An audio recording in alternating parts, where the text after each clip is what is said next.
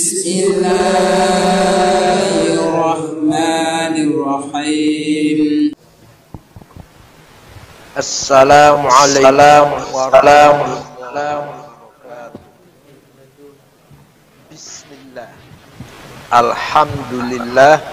Wassalatu wassalamu ala sayyidina wa maulana Muhammad Rasulillah wa ala alihi wa sahbihi wa man tabi'atahu wa jama'atah min yaumina hadza ila yaumin nahdah.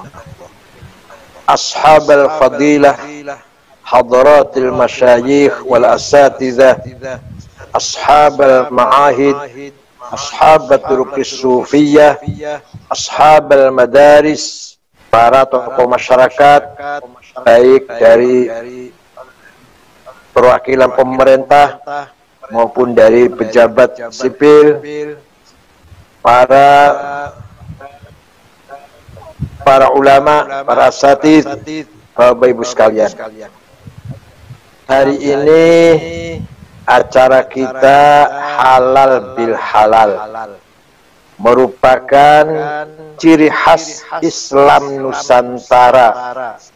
Karena di negara Arab sana tidak ada terminologi halal bil halal. Paling ada silaturahim, silatul arham.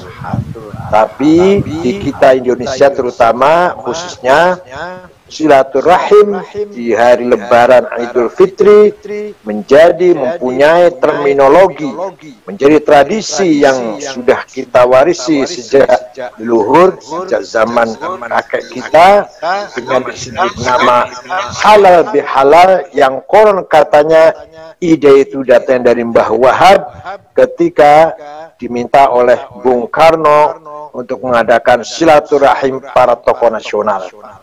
Maka Kiai Wahab mempunyai ide, jangan silaturahim tapi halal bil halal. Kalau itu benar, maka betapa besarnya andil almarhum al-maghfurlah Mbah Kiai Haji Hasbullah dalam memperkaya khazanah terminologi Islam di Indonesia ini, yaitu terminologi halal bihalal menjadi ganti dari istilah silaturahim. Oleh karena itu, halal bihalal merupakan ciri khas kita, ciri khas warga Muslim Indonesia dan warga Nahdlatul Ulama Ahlussunnah wal Jamaah. Halal bihalal dengan ucapan ja'alnallahu minal aidinal faizin, artinya mudah-mudahan kita semua kembali ke basic kita, ke fitrah kita, fitratallahi allati fatarna 'alaiha la tabdila li khalqillah. Fitrah asal mula tujuan kita diciptakan oleh Allah. Allah menciptakan kita semua, wa ma khalaqtul jinna wal insa illa liya'budun. Tidak sekali-kali aku ciptakan jin dan manusia kecuali tujuannya agar menyembah aku, berbakti, mengabdi kepadaku, kata Allah. Oleh karena itu, dengan hal bihalal, dengan ucapan minal aidin wal faizin, kita peringatkan oleh ucapan itu agar kita kembali ke two basic, al-audah ila asl. Kita kembali pada asal mula diciptakan oleh Allah, yaitu kita hendaknya selalu beribadah kepada Allah. Ibadah di sini dalam arti yang sangat luas, bukan hanya ibadah mahdhah, sholat atau puasa, baca Quran, itu iya pasti, tapi juga ibadah ijtihad, ibadah iktisadiyah, ibadah siyasiyah, ibadah thaqafiyah, ibadah hadariyah, ibadah istimaiyah. Itu semua ibadah kalau diniati lillahi ta'ala. Segala aktivitas kita, aktivitas sosial, kemasyarakatan, pendidikan, politik, ekonomi, keluarga, semua kalau diniati untuk lillahi ta'ala, li ajli Islam wal muslimin, itu namanya ibadah, ta'abbudan lillah. Artinya semua kita persembahkan kepada Allah. Nah, dengan harapan ada pahala, ada ridho dari Allah. Terus kalau kita terus-menerus beribadah kepada Allah, maka salat kita, syahadah kita dulu. Syahadah kita bukan hanya legal formal asyhadu an la ilaha illallah, tapi lama-lama menjadi musyahadah qalbiyah. Musyahadah qalbiyah. Kalau syahadat itu sekedar oral, ikrar bilisan, ucapan saya bersaksi tiada Tuhan kecuali Allah, asyhadu an la ilaha illallah wa asyhadu anna Muhammad Rasulullah, saya bersaksi bahwa Nabi Muhammad utusan Allah. Itu syahadah legal formal. Tapi yang paling penting kalau kita tingkatkan menjadi musyahadah qalbiyah, keyakinan yang ada dalam hati kita. Walaupun kita belum pernah melihat Allah, walaupun kita belum jumpa Nabi Muhammad, mimpi jumpa saya tidak pernah, lihat fotonya tidak pernah, tapi kita yakin Allah ada dan Nabi Muhammad utusannya yang membawa kebenaran, membawa agama Islam. Itu namanya musyahadah. Seperti gampangnya contoh, saya belum pernah pergi ke Cape Town. Ada kota namanya Cape Town di Afrika Selatan. Saya belum pernah pergi ke sana. Tapi saya yakin kota Cape Town itu ada. Walaupun saya belum pergi ke sana, belum pernah lihat fotonya, tapi hanya dari cerita orang, dari berita, bahwa ada kota namanya Cape Town, dan berita itu yakin benar, tidak bohong, tidak salah, maka saya yakin kota Cape Town itu ada. Ini sama dengan kita yakin Allah itu ada, kita yakin Nabi Muhammad itu utusannya Allah, walaupun kita belum pernah lihat fotonya, belum pernah ketemu, dalam mimpi pun tidak pernah, tapi kita yakin itu namanya musyahadah qalbiyah. Mari kita tingkatkan ibadah kita tingkatkan kelasnya lah, jangan hanya kelas awam. Begitu pula sholat kita yang biasa kita lakukan, perbuatan tertentu, pekerjaan tertentu, yang dibuka dengan takbiratul ihram, dipungkasi di akhir dengan salam, itu salat. Tapi wahum ala salatihim daimun. Bagaimana kita melanggengkan salat, yaitu salatnya bukan sekedar af'al muayyanah, bukan sekedar salat yang biasa kita lakukan, ruku dan sujud, tapi salat kita di luar itu tetap kita mengadakan silah ma'allah, silah billah. Itu namanya silah ruhaniyah, komunikasi, continue communication, terus-menerus komunikasi dengan Allah, itu namanya sholat terus. Wahum ala sholatihim daimun. Sehingga perilaku kita berdiri, duduk, berbaring, tidur, melek, bekerja, berbuat apa saja, ucapan, ungkapan, atau penglihatan, pekerjaan, tindakan, semuanya dalam rangka silah billah, berhubungan komunikasi dengan Allah. Itu namanya wahum ala salatihim daimun. Kemudian puasa kita siam. Siam itu tidak makan, tidak minum dari imsak sampai maghrib. Itu siam namanya. Mari kita tingkatkan menjadi saum. Inni nadhartu lirrahmani sauma. Saum itu artinya apa?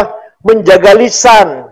Jadi saum itu menjaga lisan terutama, menjaga perilaku kita, menjaga mata, menjaga pendengaran, menjaga hati. Itu namanya saum, mencegah hawa nafsu. Kalau siam, sekedar tidak makan, tidak minum, dan tidak menghindari apa yang membatalkan dari imsak sampai maghrib. Tapi siam kita tingkatkan menjadi saum. Maka puasa itu bukan hanya sekedar perintah seperti yang kita kenal, yaitu puasa, tidak makan, tidak minum, menjadi kepribadian kita, menjadi halawah, menjadi keindahan hidup kita. Itulah namanya saum.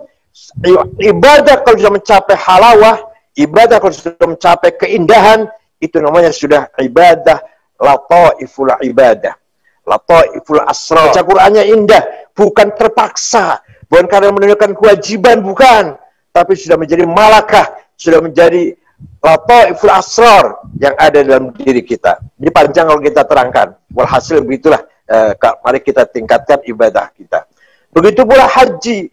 Haji maknanya al-qasdu, menuju ke Mekah, tawaf, sa'i, wukuf, mabit, rabil jamarat. Itu haji yang syar'i. Tapi hakikatnya haji adalah al-qasdu ilallah. Kita ini berjalan, hidup ini berjalan. Berjalan kemana? Menuju Allah. Hari ini hari apa? Hari Sabtu, besok Ahad, lusa Senin, Selasa, Rabu, Kamis, Jumat, ganti minggu, ganti hari, ganti minggu, ganti bulan, ganti tahun. Kita berjalan selangkah demi selangkah menuju kemana? Al-qasdu ilallah. Tidak lain, kita hanya kembali kepada Allah. Itu artinya halal bihalal, back to basic. Kita sadar dengan keberadaan kita. Itu namanya ta'abbud. Kalau kita tingkatkan ta'abbud ini, maka ibadah kita menjadi taqarrub, menjadi pendekatan diri kepada Allah. Ta'abbud beda dengan taqarrub. Kalau ta'abbud masih ingin pahala, takut siksa, menjalani kewajiban, ingin pahala, ingin surga lah, supaya hidup enak di akhirat enak. Berarti masih menginginkan hawa nafsu kita, masih ingin memuaskan hawa nafsu kita nanti di akhirat nanti, bidadari cantik. Nah, jadi kita ibadah supaya dapat surga, nanti hidup enak, rumah indah, tempat indah, bidadari cantik. Itu berarti masih menginginkan kepuasan hawa nafsu. Berarti masih. Kalau kita tingkatkan taqarruban, bukan ta'abbudan, tapi taqarruban minallah, mendekatkan diri. Masalah surga atau neraka tidak terpikir dalam bayangan kita. Taqarrub ilallah yang penting. Itu kita tingkatkan ibadah kita menjadi taqarrub ilallah. Kita tingkatkan lagi setelah ta'abbud, taqarrub, tahaqquq. Salat kita tolabul haqiqah. Puasa kita tolaban lil haqiqah. Baca Quran kita tolaban lil haqiqah. Tolab husulit tahaqquq. Haqiqatullah. Kita ingin betul-betul berhasil sampai menuju ma'rifat hakikatnya Allah. Hakikatnya wujud sifat-sifat Allah. Asma-asma Allah. Kalau zatnya nggak bisa, kalau zatnya. Tapi hakikat asma'nya, hakikat sifat-sifatnya, kebesarannya, itu yang bisa kita capai. Oleh karena itu, ibadah pun bertingkat-tingkat. Kalau ibadahnya orang khuas, ibadah sholatnya, tolabul haqiqah littahaqquq. Kalau kelas menengah, taqarruban minallah. Kalau kelas awam seperti kita ini, ta'abbudan. Masih ingin surga, takut neraka. Nah, itu artinya mari kita kembali kepada back to basic, wa ma khalaqtul jinna wal insa illa liya'budun, sebagai person muslim, sebagai syakhsiyah muslimah. Sekarang kalau kita lihat dari sisi organisatoris, organisasi NU, mari kita kembali ke asal kita.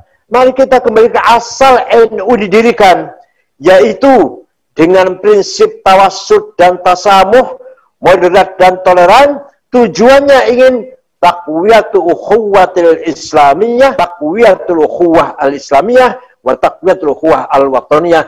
Bukan tujuan duniawi yang sesaat, hawa nafsu, tapi idealisme yang dibawa oleh Nahdlatul Ulama adalah ingin menciptakan perdamaian dunia.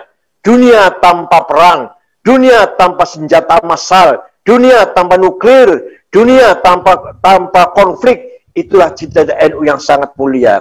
Dimulai dengan umat Islam yang bersatu, umat Islam yang penuh dengan persaudaraan. Walaupun beda madhab, beda kelompok, beda sekte, mari kita bersatu. Ukhuwah Islamiyah. Semua saudara kita. Innamal mu'minuna ikhwah. Setelah itu ukhuwah wataniyah. Lintas agama, lintas suku, lintas budaya, semua satu bangsa, satu negara Indonesia, saudara kita semua. Yang Kristen, yang Katolik, yang Hindu, yang Buddha, yang Konghucu, yang Gotoloco, Termogandul, apalagi Kaharingan, Kapitayan, Karuhunan, Subud, semua saudara kita, saudara sebangsa dan setanah air. Mari kita ingatkan kembali diri kita bahwa tujuan Nahdlatul Ulama dibentuk dulu ingin menciptakan, memperkuat ukhuwah wataniyah. Maka ada kewajiban, ada amal yang dipikul di pundak kita mengamankan, mempertahankan tanah air kita. Lihat di Timur Tengah sekarang. Lihat di Timur Tengah sekarang. Afghanistan 100% Muslim, terdiri dari 7 suku, 99% Sunni, mazhabnya Hanafi, Maturidi, Tarekatnya Naksabandiyah. Tapi perang sudah 40 tahun. Syiah cuma 1%. Syiah 1%. Sunni 99%. Perang saudara sudah 40 tahun. Hancur Afghanistan. Sedang Maulid Nabi dibom, rumah sakit dibom, sekolahan dibom, sesama Islam, sesama Afghanistan. Ini apa kita seperti itu, ingin seperti itu? Kita punya ukhuwah Islamiyah, kita punya ukhuwah watoniyah. Tidak seperti itu. Irak sudah sejak tahun 2006 sampai sekarang sudah 1,5 juta nyawa melayang.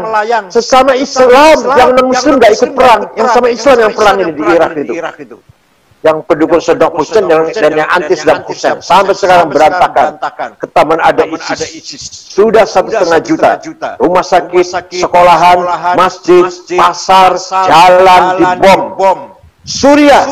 Di Suriah apalagi? Ada ISIS, ada Al-Qaeda, ada Wahabi, ada Salafi, ada Jabatan Nasrah, ada Syiah, ada Sunni. Syiahnya ada Hizbullah, ada Amal. Sunninya mazhab Hanafi kebanyakan. Perang saudara sudah 500.000 nyawa melayang. Itu yang meninggal, belum yang lari dari negerinya, berapa ratus ribu yang meninggalkan tanah airnya. Kehilangan ukhuwah Islamiyah sekaligus ukhuwah watoniyah. Mesir belum selesai. Sholat Jumat di Masjid Rafah dibom. 860 jamaah sholat Jumat wafat meninggal dunia. Syuhada. Lagi sholat Jumat dianggap kafir. Jadi orang lagi sholat Jumat itu kafir itu. Halal darahnya harus dibunuh. Dibomlah orang lagi sholat Jumat itu. Di kota Rafah, provinsi Aris, itu di Mesir itu. Yaitu oleh jamaah takfiri atau jamaah takfir wal hijrah kalau di kita, jamaah Ansar Daulah kalau di kita. Lagi sholat Jumat dibom, kafir lagi sholat Jumat. Itu di Mesir. Libya sampai sekarang belum selesai. Mereka menyesal dulu membunuh presidennya Muammar Gaddafi yang telah membawa Libya menjadi subur makmur, segalanya murah bahkan gratis, banyak hal-hal yang gratis.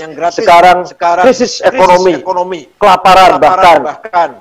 Kilang-kilang minyak dibom. Perang saudara belum selesai antara Libya Timur bin Ghazi dan Libya Barat Tripoli. Somali bubar berantakan negara itu menjadi tiga bagian negara itu. Masing-masing punya pemimpin sendiri-sendiri. 100% Muslim, 100% Syafi'i Somali itu. Syadzaliyah kebanyakan tarekatnya. Nah, mari kita syukuri kita ini mempunyai semangat ukhuwah Islamiyah dan ukhuwah watoniyah yang diletakkan dasar-dasarnya oleh Mbah Hasyim Asy'ari ketika mendirikan Nahdlatul Ulama. Luar biasa. Bukan sembarangan, bukan barang asal-asalan. Luar biasa ma'rifatnya Mbah Hasyim Asy'ari ketika mencanangkan NU dengan tujuan taqwiyatul ukhuwah al-Islamiyah wa taqwiyatul ukhuwah al-watoniyah. Sekaranglah kita rasakan. Pentingnya ukhuwah itu dibanding dengan di Timur Tengah. Oleh karena itu, semua saja yang sekolah di Timur Tengah, ngaji di Arab, sekolah Arab, silakan. Tapi pulang jangan bawa budaya, bawa ilmu pengetahuan. Saya sendiri di Mekah 13 tahun setengah dari S1 sampai S3. Pak Gir Munawar, senior saya itu 14 tahun juga. Pak Quraish Shihab, Gus Dur, Gus Mus, semuanya di Arab dulu. Tapi pulang bawa ilmu, tidak bawa budaya. Budaya kita lebih mulia dari budaya orang Arab. Contoh satu aja nih, lewat di depan orang sholat. Itu di Arab nggak apa-apa itu. Di Arab nggak apa-apa itu. Kita lewat di depan orang lagi sholat. Di kita, waduh, nggak berani. Itu budaya kita yang baik itu. Di Arab tidak apa-apa. Jangankan hanya lewat, melangkai kepalanya orang lagi sujud. Saya lagi sujud, dilangkai kepala saya itu biasa itu. Biasa. Bukan hal jelek. Tidak jelek, tidak. Ya Allah. Apa itu mau dibawa ke Indonesia itu? Begitu mau dibawa ke sini. Yang seperti itu. Belum lagi kalau menyampaikan sesuatu, walaupun orang itu ulama, mohon maaf, walaupun orang ulama, walaupun dosen, pakai tangan kiri itu biasa. Biasa pakai tangan kiri itu. Di kita betapa tidak pantasnya. Misalkan ngasihkan apa, pakai tangan kiri, nggak pantas. Apalagi dengan ulama besar misalkan. Di sana biasa. Hal yang biasa. Apa itu kita tiru? Nah, oleh karena itu, betapa mulianya Mbah Hasyim Asy'ari dengan ungkapan hubbul watan minal iman, bukan hanya mencintai geografi, tapi mencintai budaya, peradaban, tradisi, jati diri, dan kepribadian bangsa Indonesia. Wa innamal umamul akhlaqu ma baqiyat fa inhumu dhahabat akhlaquhum dhahabu. Martabat sebuah bangsa tergantung budayanya, ciri khasnya, kepribadiannya. Kalau budayanya mulia, baik, maka martabat bangsa itu akan mulia. Kalau budayanya jelek, martabat bangsa akan jelek. Mohon maaf. Jepang, agamanya nggak karu-karuan. Nggak jelas agama apa itu Jepang itu. Hindu bukan, Buddha bukan, Shinto. Nggak jelas lagi kitab sejarah apa. Tapi budayanya baik, disiplin, adil, hak asasi manusia terjaga, tidak ada korupsi. Kalau ada korupsi cepat dihukum dengan seadil-adilnya, tidak ada pencuri, tidak ada perampok, martabatnya mulia, agamanya jelek. Tapi di kita, agama kita baik, Islam, Ahlussunnah wal Jamaah, NU lagi. Tapi ya korupsi, tidak disiplin, tidak ada keadilan, semua semrawut, amburadul, gak karu-karuan. Martabat kita hancur. Contoh lagi misalkan Korea Selatan. Agamanya nggak jelas lagi. Kristen juga kosong, gerejanya nggak pernah ada orang sembahyang di gereja itu. Gereja banyak tapi kosong. Hanya sekedar ingin menampakkan bahwa Korea Selatan lebih beragama daripada Korea Utara. Gereja itu hanya simbol bahwa negara Korea Selatan beragama. Beda dengan negara Korea Utara, itu aja. Tapi kosong, nggak ada orang sembahyang. Tapi bermartabat. Kenapa? Karena maju. Karena teknologinya maju. Kehidupan disiplin, produktif. Bermartabat mereka itu. Agamanya karunia. Nah kita, begitu pula orang Arab misalkan, agama kita benar. Teologi kita benar. Syariat kita benar. Yang amburadul, budayanya, thaqafahnya, hadharahnya, maka kita jauh dari nama mutamaddin, jauh dari simbol mutamaddin. Kita ini jauh dari madani, dari tamadun. Kita ini apa, masih dekat dengan jahiliyah. Perilakunya loh ya, bukan agamanya, budayanya. Kita ini masih dekat dengan jahiliyah. Kalau agamanya kita Islam, tauhid bagus sudah. Teologi baik, syariah benar. Budaya kita, keseharian, perilaku, ucapan, sikap kita yang masih amburadul. Ini namanya thaqafah dan hadharah kita sangat rendah, maka bangsa ini tidak akan bermartabat. Nah, itulah Mbah Hasyim Asy'ari, hubbul watan iman, bukan hanya mencintai tanah air dengan menyelamatkan geografinya, tapi mari kita tingkatkan budayanya. Kita martabat budaya, martabat bangsa dengan budaya yang maju, mari kita perjuangkan. Ukhuwah insaniyah, betapa pentingnya nilai ukhuwah insaniyah. Mari kita bergandengan tangan sesama umat manusia, lintas bangsa, lintas negara. Tidak ada sekat-sekat antar bangsa, antar negara. Mari kita bersama-sama, Eropa, Amerika, Cina, Jepang, Indonesia, Australia. Ini Masya Allah, betapa mulianya ide ukhuwah insaniyah yang dicanangkan oleh Mbah Hasyim Asy'ari ketika memberikan Nahdlatul Ulama. Terakhir, mari kita yakini bahwa kita ini ashabul haq, kita ini pemilik the honor of the truth, pemilik kebenaran, maka kita tidak boleh minder, kita tidak boleh kecil hati. Mari kita renungkan semuanya ini. Soal siapa ketua umumnya NU, siapa saja bisa ganti, siapa Islamnya bisa ganti, tapi khittah tidak boleh berubah, tidak boleh bergeser. Jangan seperti Ikhwan Muslimun. Ikhwan Muslimun waktu berdiri Hasan Banna, Mu'tadil, moderat. Begitu ganti Said Qutb, radikal. Begitu pula Hizbut Tahrir, waktu pertama kali berdiri oleh Taqi Nabhani, moderat. Begitu ganti Abdul Qadim, Abu Rusta, radikal. Nah, NU tidak boleh seperti itu.